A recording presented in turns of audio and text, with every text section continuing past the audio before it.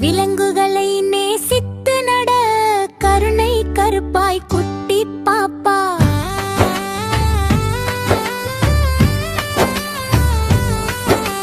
நாய்க்குட்டி வாலாட்டி நண்பன் ஆகும் உடனடி. பூனைக்குட்டி மியா மியாவே சொல்லி பாசம் காட்டும் தினம் தினமும். யானை குட்டி தும்பி தூக்கி சிரிக்க வைக்கும் உன்னையும்.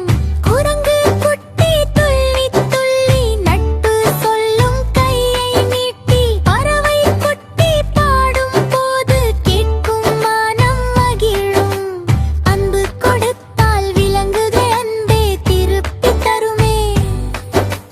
கருணையுடன் நடப்போம் பாப்பா, நல்ல மனம் வளர்த்துக் கொள்ள.